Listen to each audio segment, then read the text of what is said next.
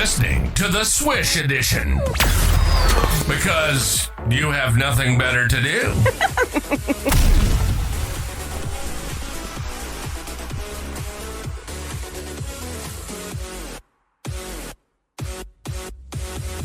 Happy Tuesday, Kristen. Woohoo. How are you? Delightful. And yourself? You're delightful? Mm-hmm. Can you say that you're delightful about yourself? I just did. Well, other people might not agree that she's hardly delightful. Well, that's their problem, not mine. That is their problem. Have you ever heard about, yesterday we were talking about the subway surfing bullshit. Huh? Today we're talking about raw dogging a flight. Have you heard about this? It is the dumbest thing I have ever heard. Literally the dumbest thing. Raw dogging a flight refers to enduring a long flight without any entertainment, no food, no sleeping, essentially raw or without any buffer to make the experience more comfortable. No, yeah. What you are allowed to do is watch, if the airplane has a seatback TV, you're allowed to watch the live flight map. That's the only thing you're allowed to do. So this in its entirety, the way you just described it, is the dumbest thing I've ever heard. Yes. To rewind, I think that perhaps it might have started with a group of people who decided to use their flight as an opportunity to be unplugged, to be introspective, to kind of force themselves to, be away from electronics and to just be introspective, more as I mindful. said. That I can understand. Like, let me see if I can go 5 hours without, scrolling or watching a mindless movie or whatever and thinking through making myself a better person. I don't know. But this idea of let's torture ourselves by not eating or drinking or moving and just staring unblinking like a zombie at a flight map is the dumbest thing ever. What purpose does that serve? No. And maybe they want to practice mindfulness and digital detox and all of that. Okay, well, you can do that while staying hydrated and... Right. You can still have the crispy chimichanga. Wouldn't it be great if... No, actually, no, it wouldn't be good. That's the opposite of what you usually say. We do not want airlines to partner up with Chi-Chi's for in-flight meals. That would be bad. Anyway. The raw dogging term kind of came from, it's a sexual thing of having sex without a condom. So that's where it comes from. And it's mostly guys that do it, although I guess girls do it sometimes too. And people brag about it. They're like, hey, I got through that entire flight to London without doing damn shit. Just sat there.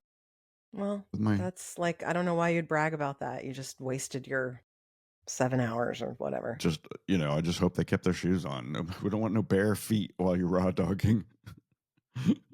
Bed. You can have your dick out, but not your shoes. Oh, my word. No, none of that. You'll get arrested. Okay, moving on. And this, I would file this under the category of I might sprain my eyeballs rolling them. Madonna has finally explained why she's always so late to start concerts. So, Scott, you have complained bitterly about this and said, I'm not going to go see her anymore when the concert says it starts at 8 and she doesn't come on until 10:30 or 11. That's ridiculous. It's ridiculous. Madonna has suggested, Scott, that she's late to her concerts because she's praying. Give me a break. In a rare interview recently on the On Purpose with Jay Shetty podcast, Madonna talked about the challenges of maintaining her spiritual life amid the demands of touring and performing. Puke. If you're listening to the audio version, I just rolled my eyes. Severely. Quote, by continuing to have a spiritual practice, a spiritual life, by continuing to study, it always pulls you back to your center. Unquote. Here's another quote. Quote, I drove everyone crazy. My manager was like, why can't we have shows on this night? Or why are you late? Because I'm praying. I pray before every show. But people who are focused on making money are definitely not focused on spiritual life. You have to have your feet in both worlds. And I sit. For God's sakes, Madonna. Yeah, exactly. Last January, 2 fans filed a class action lawsuit against Madonna and Live Nation, claiming that they were harmed when her celebration tour concerts in Brooklyn started over 2 hours late in 2023. And eventually the suit was dropped because that's a ridiculous suit. But you can't give sue for shit me like a break, Well, you can Madonna. sue, but you're not going to win. And they didn't settle. They didn't give them anything. They were complaining. I went back and looked at it. They were complaining because they had to get up and go to work the next day. And people were like, well, that's really not our problem. But it's also not everyone's problem that Madonna wants to pray. Pray on your own time, sister, when people haven't paid their money to come see you perform. So concerts mostly happen in the evening, right? Pray She had during the all day. She had all fucking day to pray. Keep it short. Here's a short one. God is good. God is great. Let's eat some chocolate cake. That's a good one. You do that. Let's start the show. And start the fucking show on time.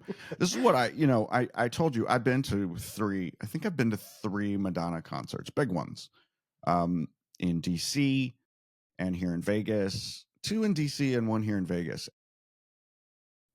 She never starts on time, and on top of that, she turns off the air conditioning hours and hours before the concert starts because she says she can't sing if it's cold in the venue.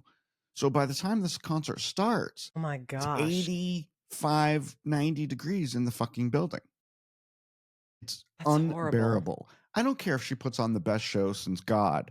I'm not going to sit through. I will never go to a Madonna concert ever again. I won't do it.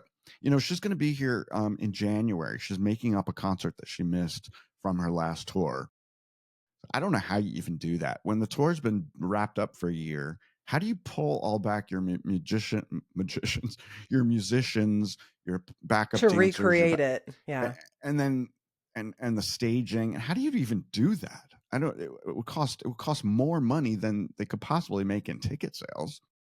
I don't get it. That's crazy. Maybe she's doing a stripped down version where it's just her on stage. I don't know. I don't think she would ever do something like that. Yeah. Well, yeah. I don't know. To me, it's just, it's the epitome of rude, but it's just presumptuous. It's like she's like, well, my people love me, and if they want to see me, then this is how it's going to be. Yeah. Well, when I went, the last big concert I went to was Gaga, and I asked, since I went on the 3rd night of the tour. So she started the tour here in Las Vegas. It was Wednesday, Thursday, and Friday night. I went on Friday night, and I asked the people in the suite where I was, I said, what time did she start the last 2 days? And they're like 8:40. It was supposed to start at 8.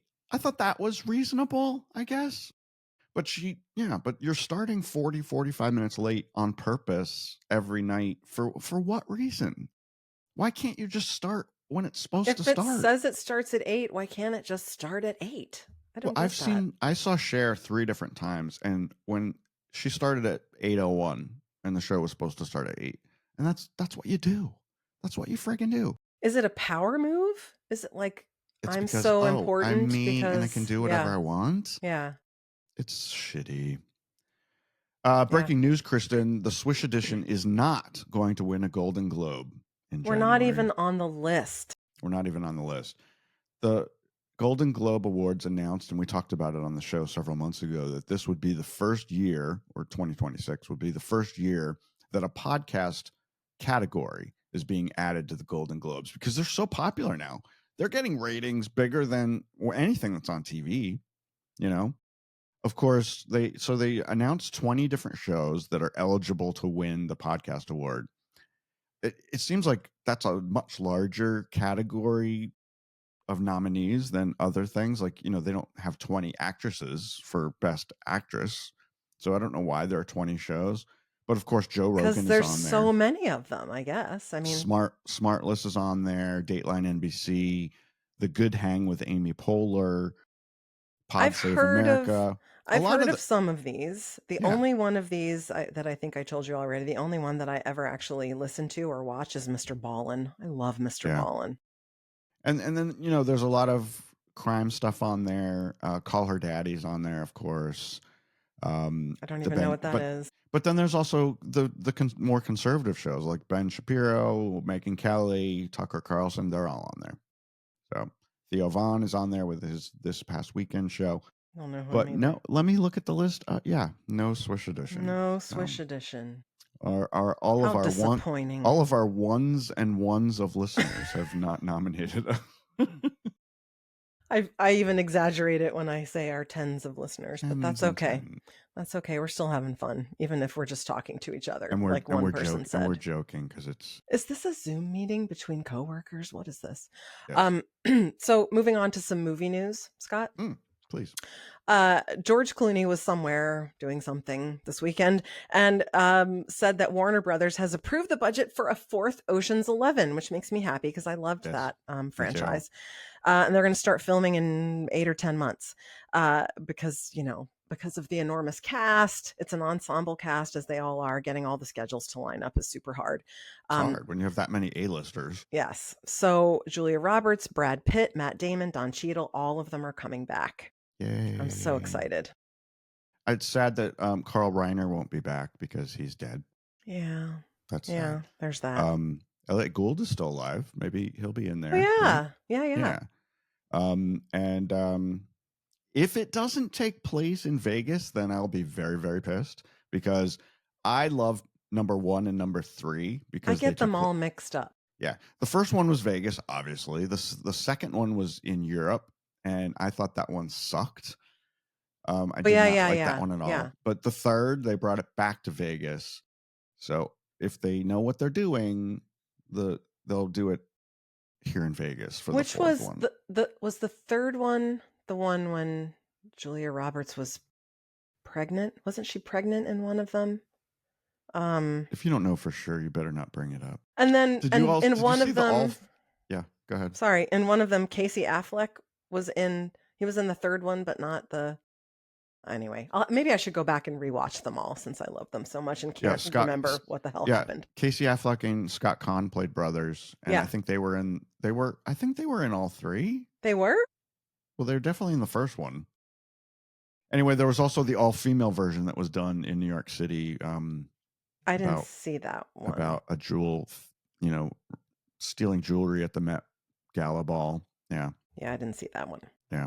It was okay. I'll give it a chance. It was okay.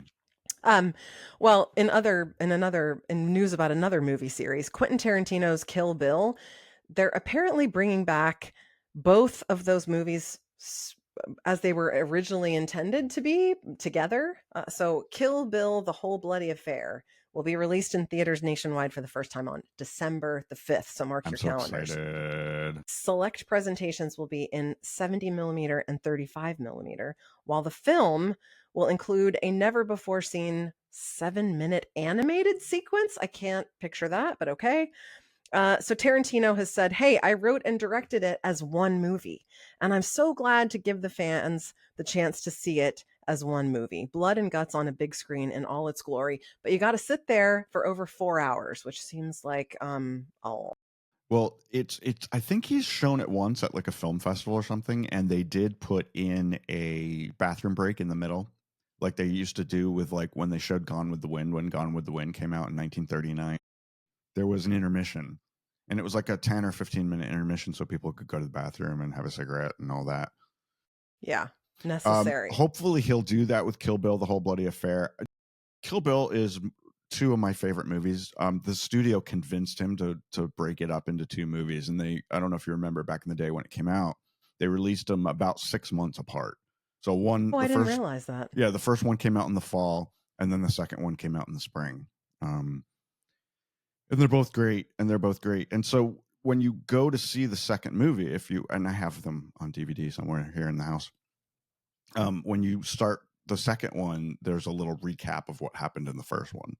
That'll be gone. That won't be in The Whole Bloody Affair. Obviously. So, and, it's one of my favorite movies of all time. And Jay Cooper, my brother-in-law, he also loves it. So it has definitely a cult following. Yeah. And that's where we're going to leave the show today, Kristen, for Tuesday, the 7th of October. All right, then. And how about we come back and we'll do 3 more shows this week to round out the week? Yes. With another outfit. Yeah. Okay. All right. I love you. I'll see you. Love you too. See you soon. Okay. Bye. The Swish Edition is a production of Bethwick Media, LLC.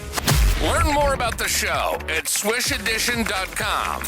And don't forget to subscribe and leave a review on your favorite podcast app or site. but only if you like us.